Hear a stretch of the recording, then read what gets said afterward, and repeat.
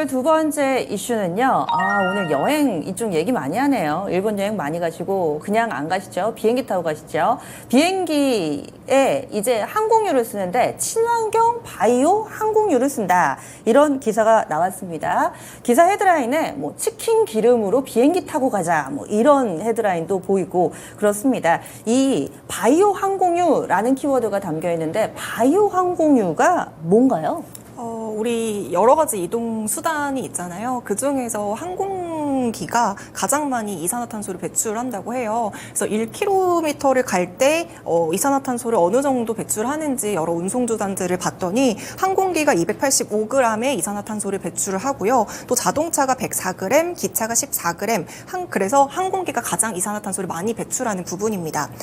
항공기 운항으로 배출되는 온실가스의 경우 이제 전 세계 온실가스의 한 30% 수준을 차지하고 있기 때문에 굉장히 많다 이렇게 볼 수 있고요.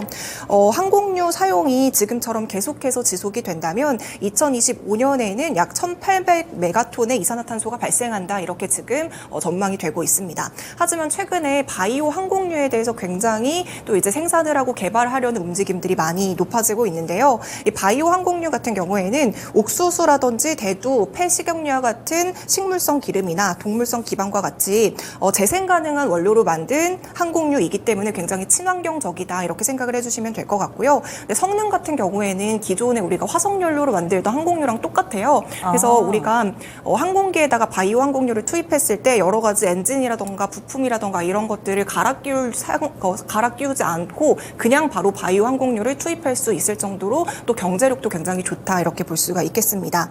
지금 바이오 항공유 같은 경우에는 친환경 항공유이기 때문에 온실가스 배출량이 그 80%까지 훨씬 더 줄어들 수 있고요. 그래서 이런 부분들에 대해서 여러 기업들이, 여러 나라들이 생산을 하고 있는 상황입니다. 물론 아직까지는 이제 바이오 항공유가 상용화가 되지 않았기 때문에 생산을 하는데 굉장히 많은 돈이 들거든요. 그래서 기업들도 이런 부분 때문에 아직까지는 꺼려하는 상황이라서 정부의 정책이라던가 지원이 조금 더 많이 필요하다 이런 얘기들이 나오고 있고요. 하지만 지금 각 세계적으로 탈탄소화라던가 여러 가지 ESG 이런 것들이 중요해지는 만큼 앞으로 생산 비용은 점점점 낮아지게 될 것이고요. 이렇게 된다면 바이오 항공유에 대해서 정유 산업이라던가 항공 산업에 굉장히 중요한 역할을 할 것이다 이렇게 기대가 되고 있습니다. 네. 폐식용유로는 비누만 만드는 줄 알았는데 네. 이런 부분들을 재활용을 해서 재활용 기름 뭐 이렇게 쉽게 생각하셔도 될 것 같아요. 결국에는 친환경이라는 큰 기조 아래서 이렇게 항공유도 바뀔 날이 얼마 남지 않은 것 같습니다. 근데 조금 전에 아직 기술 발달이 좀 미진해서 만드는데 돈이 많이 든다 하셨잖아요. 네. 어떤 국가에서 어떤 기업들이 이 바이오 항공유 만드나요? 지금 미국이 바이오 항공유에 대해서는 그래도 1위 국가라고 할 수가 있는데요. 미국은 2019년에 세계 바이오 항공유 생산량의 한 60%를 차지할 정도로 미국이 아직까지는 비중이 굉장히 높다 이렇게 볼 수가 있고요. 2020년에는 70%까지 비중을 높였습니다. 미국 정부는 지금 바이오 항공유의 생산이라던가 이런 것들을 좀 확대하기 위해서 굉장히 다양한 정책들을 시행하면서 지원을 해주고 있는 상황인데요. 그러면서 세제 지원도 확대를 하고 있어요. 이 부분에 대해서는 인플레이션 감축법에 대해서도 나왔던 부분인데요. 미국 내에서 생산되거나 사용된 SAF, 이게 또 바이오 항공유라고 하거든요. 그래서 SAF에 대해서 갤런당 1.25에서 한 1.75달러의 세액 공제를 제공하겠다. 이런 부분들도 인플레이션 감축법에 포함이 되어 있었습니다. 더불어서 지금 바이오 항공유를 생산하고 이런 공장들을 설립하는 데에서도 굉장히 많은 투자를 지원을 하고 있는 상황인데요. 여기에 더불어서 여러 항공사와도 함께 협력을 하면서 실제로 사용을 하고 상용화하는 데도 굉장히 많은 노력을 쏟아붓고 있습니다. 그리고 또 이제 미국 같은 경우에는 바이오매스라는 자원도 굉장히 또 풍부한 나라잖아요. 옥수수라던가 뭐 대두라던가 콩 여러 가지 뭐 분뇨라던가 이런 자원들도 굉장히 풍부하기 때문에 이걸 활용해서 결국에는 바이오 항공유를 만들 수 있으니까 이런 자원들을 활용해서 앞으로 미국은 바이오 항공유의 생산을 조금 더 확대시킬 수 있고 이 부분에 대해서 미국이 좀 우위를 차지하지 않겠느냐 이런 전망들이 많이 나오고 있습니다. 확실히 초반에 개발 과정에선 돈이 많이 필요합니다. 자금력이 있는 국가 미국에서 이렇게 좀 시행을 하고 있고 예전에도 이런 뉴스 보면서 이럴 경우에는 원료가 되는 또 곡물 가격이 오른다 뭐 이런 얘기들도 있긴 있던데 일단은 지금 미국에서 개발을 하고 있다. 미국이 주축이 돼서 개발을 하고 있다. 여기까지 알아봤고요. 그런데 의무화가 돼요, 이게? 지금 유럽연합에서 의무화와 관련해서 이제 또 최근에 발표를 한 바가 있었는데요. 최근에 유럽연합이 탄소 배출량 감소를 위해서 2025년부터 바이오 항공유의 사용을 의무화하겠다 이렇게 발표를 한 바가 있습니다. 구체적인 내용을 좀 살펴보자면 2025년부터 EU 공항에서 급유를 하는 항공기에 대해서는 기존 항공유에다가 바이오 항공유를 약간 의무적으로 섞어야 된다 이런 부분인데요. 2025년부터 이제 2%로 섞어야 되는 의무 비율이 있고요. 이게 점점점 단계적으로 확대가 될 텐데 2030년에는 이제 기존 2%에서 6%까지 확대를 하고요. 2035년에는 20%, 2050년까지는 70%까지 확대하면서 이렇게 단계적으로 의무적으로 바이오 항공유를 사용시키겠다 이렇게 최근에 발표를 했습니다. 그러면 우리나라는 좀 대비가 되나요? 우리나라 같은 경우에는 아직까지는 미국에 비해서는 굉장히 초기 단계고요. 관련한 생산 설비라던가 이런 부분들이 상당히 부족하다 이렇게 평가를 받고 있어요. 그리고 이제 바이오 항공유를 생산하는 정유사 자체도 지금 없는 상황이라서 지금 이제 뒤늦게 약간 항공사라던가 정부에서 약간의 움직임을 보여주고 있는 상황이거든요. 일단 뭐 여러 가지 이렇게 지금까지 우리나라에서 개발이 되지 않았던 여러 가지 이유가 있을 것 같은데요. 앞서도 말씀을 드렸지만 바이오 항공유를 생산하는 비용 자체가 기존에 우리가 화석연료 항공유를 사용하는 것보다 훨씬 더 비싸기 때문에 이런 부분에 대해서도 당연히 이제 기업 입장에서는 약간 꺼려지게 그쵸. 되는 게 사실일 것 같고요. 또 굉장히 이제 생산 설비를 구축하는데도 시간도 걸리고 또 투자 비용도 여러 가지가 들기 때문에 이런 부분들도 지금까지 우리나라 기업들이 실행하지 않았던 원인 중 하나가 될 것 같습니다. 지금 바이오 항공유가 비싸다고 했는데 그럼 어느 정도 비싸냐 이걸 확인해 봤더니 지금 한 3배 이상 비싸다라고 해요. 그래서 이런 비싼 가격 때문에 단기적으로는 바로 이제 바이오 항공유를 사용하는 사람들이 많이 없겠다 이렇게 해서 아직까지는 이런 영향들이 우리나라에 대해서 미미할 것이다 이런 전망들도 많지만요. 어쨌든 지금 EU에서도 바이오 항공유에 대해서 이제 2025년부터 의무화를 하겠다 이렇게 발표를 한 만큼 앞으로는 이 시장이 커질 수밖에 없거든요. 그래서 지금 우리나라도 이런 환경 자체를 조성해야 된다라는 지적이 사실 1년, 2년 전부터 계속해서 나와 왔었거든요. 그래서 지금 정부에서도 지난해 10월 같은 경우에는 친환경 바이오 연료 확대 방안을 발표하면서 이런 부분에 대해서 대응을 하기 위해서 노력을 했었거든요. 지금 이 내용을 좀 확인을 해보면 제가 방금 말씀드렸던 유럽연합의 의무화랑 약간 비슷한 내용이기는 한데요. 우리나라에서도 신재생 에너지 원료 혼합 의무 제도라는 게 있어요. 그래서 일반 경유에 바이오 디젤을 3.5% 섞어야 된다 이런 의무 비율이 있는데요. 우리나라 내부에서도 이 비율을 2030년까지 기존 3.5%에서 8%까지 확대시킬 것이다. 이렇게 정부에서 새롭게 정책 방향을 만들고 있고요. 또 2022년을 기준으로 지금 우리나라에서 바이오 항공유를 한 1만 톤 정도 생산을 했다고 해요. 근데 2030년까지는 지금의 1만 톤에서 30만 톤까지 늘릴 계획이라고 하니까 관련해서 당연히 생산 설비라던가 이런 부분들이 투자가 선행이 되어야 될 것 같습니다. 네, 친환경이라는 기조는 너무나도 명확하기 때문에 우리나라도 뭐 해야 되겠죠. 하지만 3배나 비싸다니까 약간은 갈 길이 좀 멀기도 하다 이런 생각도 듭니다. 정부 차원에서는 이미 시작을 했고요. 그러면은 기업들 단순하게 생각해 보면은 기름 만드는 업체 정유사들이 떠오르고 네. 사서 써야 되는 업체 항공업체가 떠오르는데 이 업체 그리고 업계 내에서의 분위기는 좀 어떤가요?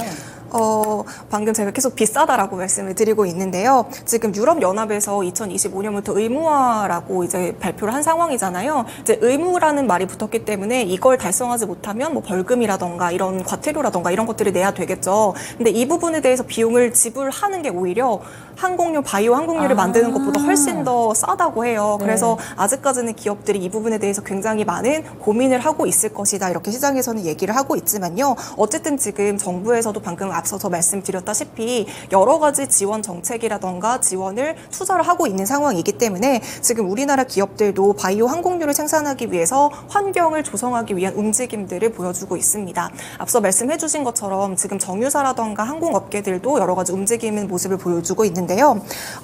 지금 다만 아직까지는 초기 상태예요. 그래서 지금 막 생산을 한다라기보다는 공장 부지를 알아본다라던가 지금 공장을 짓고 있다라던가 아니면 다른 관련한 기업들에게 투자를 한다던가 이런 식으로 진행이 되고 있는 상황이거든요. 그래서 지금 정유업계들 특히나 정유업계들은 원유를 수입해가지고 여러 가지 원료를 생산을 하잖아요. 이렇게 가열을 해가지고 그 중에서도 항공유를 이제 수출하는 부분도 있거든요. 근데 정유업계에서는 바이오 항공유라는 새로운 먹거리가 생기면 이 부분에 대해서도 또 수출을 하면서 새로운 수익을 창출할 수 있기 때문에 정유업계들이 이런 부분에 대해서 당연히 투자를 할 것이다 이렇게 얘기가 나와 있어요. 그래서 지금 가장 적극적으로 모습을 보여주고 있는 정유사 중에 하나가 현대오일뱅크거든요. 현대오일뱅크는 2021년 6월에 대한항공이랑 바이오항공유 제조와 관련해서 협약을 맺으면서 좀 상용화시키기 위해서 노력하는 모습들을 보여주고 있고요. 더불어서 지금 13만 톤 규모의 바이오 디젤 제조 공장을 짓고 있는데 이게 올해에 약간 완공이 될 것이다 이렇게 전망이 되고 있습니다.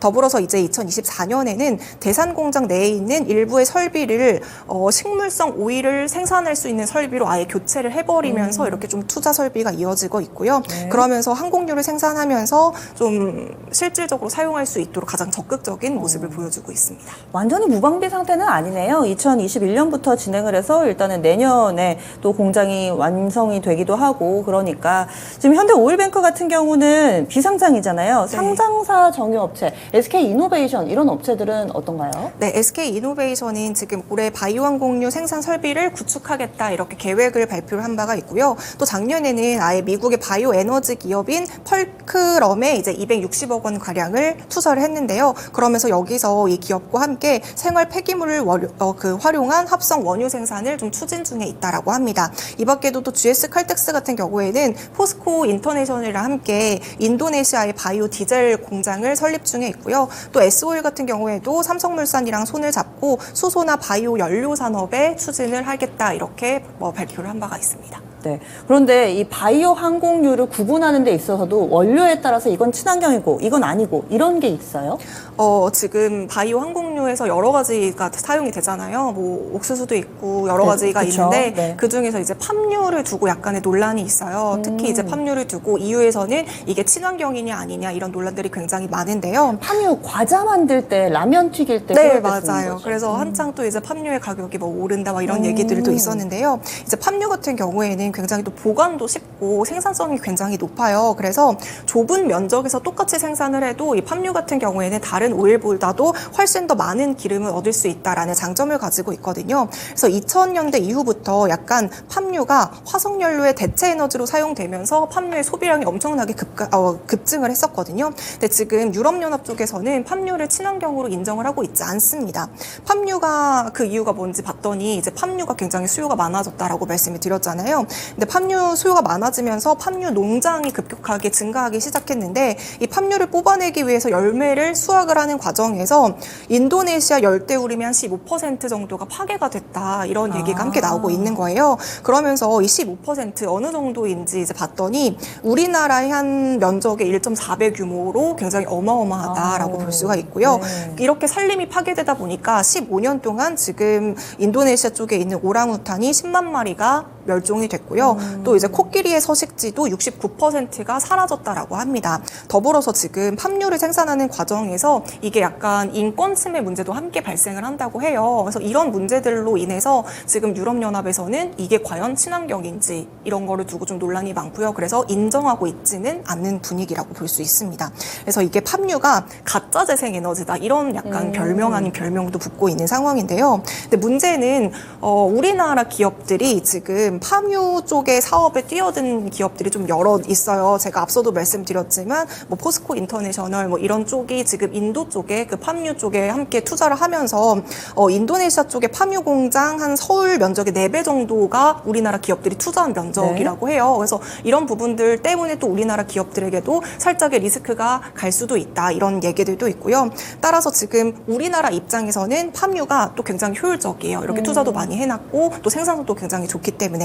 하지만 유럽에서는 지금 팜유를 인정하지 않기 때문에 이런 부분의 이슈는 좀 체크를 해보면서 계속 하는 게 좋을 것 같습니다. 네, 팜유, 팜 열매를 이렇게 압착을 해서 만든 기름이라고 하는데 친환경을 위한 조치가 오히려 환경을 해치면 그건 안 되겠죠. 그렇지만 또 기업하는 입장에서는 이렇게 한 치 앞을 내다볼 수 없는 상황에서 투자를 하기란 또 쉽지 않은 상황이고요. 기업 입장에서는 여러모로 좀 어려운 모습이네요. 그러면 항공 섹터는 좀 어떤가요? 지금 우리나라 여러 가지 항공사 중에서 그래도 유일하게 바이오 항공유를 사용하고 있는 기업이 대한항공이라고 볼 수가 있는데요. 이제 대한항공은 이미 2017년에 11월에 국내 최초로 시카고에서 인천 노선에 바이오 항공유를 시범적으로 사용을 한 바가 있고요. 또 작년 2월에는 파리와 인천 구간의 정기편 노선에 바이오 항공유를 도입은 한 상황이지만요. 아직까지 대한항공에서 이제 바이오 항공유를 사용하는 비중은 전체 1% 수준이기 때문에 굉장히 미미하다 이렇게 볼 수가 있겠습니다.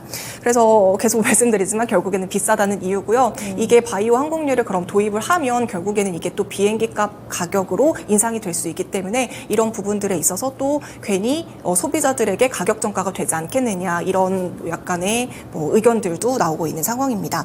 하지만 앞서 말한 것처럼 지금 정부에서도 또 이제 다양한 기업들도 바이오 항공유를 위해 가지고 굉장히 많이 움직이는 모습을 보여주고 있고요. 또 실제로 지금 대한항공은 이렇게 바이오 항공유를 좀 투입해가지고 시범 운항을 조금 더 확대하면서 실증 사업을 하고 있고 또 계속해서 단계를 밟아 나가겠다 이렇게 발표를 한 상황입니다.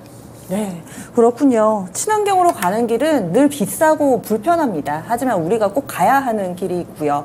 앞서서 이 조선 섹터에서도 IMO 2020 하면서 이 탄소 배출 줄이자 이런 움직임에 한 차례 업계의 판도 변화가 나타나기도 했습니다. 항공 섹터도 이제 시작을 했는데 여기에 또 기업들이 어떻게 적응해 나갈지 또 우리 정부는 어떤 지원을 하면서 이 산업을 새로운 먹거리로 살려나갈지 우리가 계속해서 투자 아이디어로 살펴봐야 되겠습니다.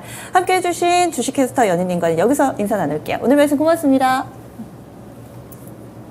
네, 이렇게 해서 다양한 투자 판단에 대한 도움 말씀 전해드렸습니다. 종목의 상승, 하락을 보장하지는 않습니다. 오늘 말씀드린 이런 투자 아이디어가 당장 오늘장에 반영되지 않는다고 하더라도 계속해서 기사 보시면서 관심 가지시고 또 관련된 종목분들 모아놓으신다면 이것이 언젠가 수익의 열매로 여러분들께 돌아올 거예요. 여기서 인사드리겠습니다. 고맙습니다.